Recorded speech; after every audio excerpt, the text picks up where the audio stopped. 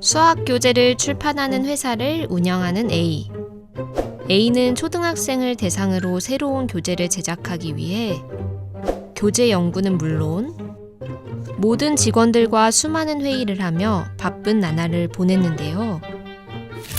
이렇게 A는 수개월의 노력 끝에 A 초등교재를 출판하게 됩니다. 그로부터 6개월 뒤 우연히 A는 B 회사에서 출판한 수학 교재를 보고 화들짝 놀라게 되는데요. 수학 교재의 구성, 내용 및 디자인이 A 수학 교재와 매우 유사했기 때문입니다. 놀란 A는 고민 끝에 B 회사에 전화를 걸었고 B 회사의 수학 교재가 A 회사의 수학 교재와 동일 유사하다고 주장하며 저작권 침해에 따른 손해배상 청구 소송을 제기하였습니다. 법무법인 고구려는 위 사건과 관련하여 B의 대리인으로서 사건을 수행하였습니다. 사례로 알아보는 지식재산권 법률 정보. 안녕하세요. 임지연 변호사입니다. 앞선 사례 설명 잘 들으셨나요? 해당 사안은 지식재산권 중에서 저작권 침해가 문제가 되었던 사안인데요. 저작권 침해 문제와 관련해서는 어떤 쟁점들이 있는지 알아보도록 하겠습니다.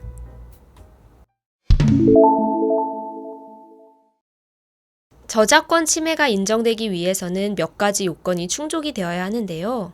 먼저 원 저작물 중에서 침해되었다고 주장하는 부분이 창작성이 인정되는 저작물이어야 하고 침해자의 저작물이 원 저작물에 의거하여 작성되었다는 점이 인정되어야 하며 침해자의 저작물과 원 저작물 사이의 실질적 유사성이 인정되어야 합니다.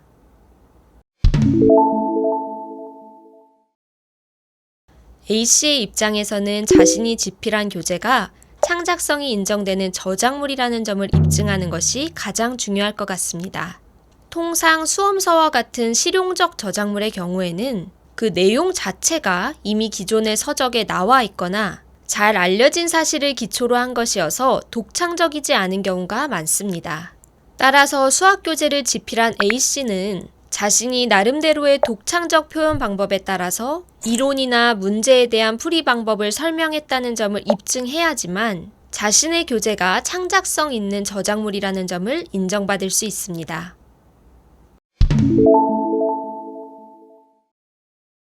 기존 이론이나 개념을 그 분야에서 일반적으로 사용하는 용어 등에 의해 설명하거나 정리한 경우 등 누가 하더라도 같거나 비슷할 수밖에 없는 표현, 즉 저작물 작성자의 창조적 개성이 발현될 여지가 없는 경우에는 창작성이 인정되는 저작물로 볼 수 없습니다. 따라서 B씨의 입장에서는 A씨는 누가 하더라도 같거나 비슷할 수밖에 없는 표현으로 기존의 이론이나 개념을 설명했을 뿐 A씨의 교재는 창작성이 인정되는 저작물이 아니라고 방어를 해야겠죠. 법무법인 고구려는 B씨를 대리하여 소송을 진행하였는데요. 1심에서는 A씨가 저작권이 침해되었다고 주장하는 A 수학교재 부분은 수학교재를 집필하는 사람으로서는 이를 달리 표현하기도 어려운 부분이어서 여기에 어떤 창작성 있는 표현이 있다고 보기는 어렵다고 하여 A씨의 청구를 모두 기각하였습니다. 이후 A씨가 항소를 했지만 양 당사자 간의 원만한 합의를 위한 조정이 이루어진 사안입니다.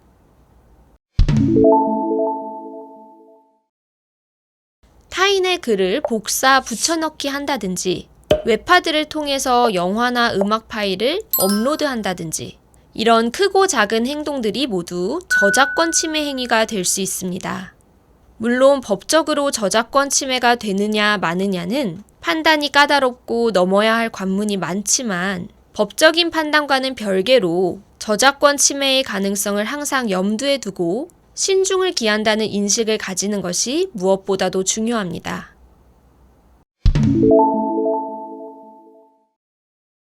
저작재산권은 특별한 규정이 있는 경우를 제외하고는 일반적으로 저작자가 생존하는 동안과 사망한 후 70년간 보호되고 공동저작물이라면 맨 마지막으로 사망한 저작자가 사망한 후 70년간 보호가 됩니다.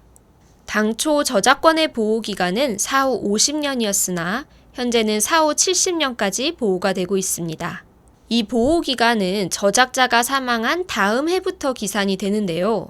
예를 들어 2020년 12월 1일에 저작자가 사망했다면 2021년 1월 1일부터 계산하여 해당 저작물은 2090년 12월 31일까지 보호받을 수 있습니다.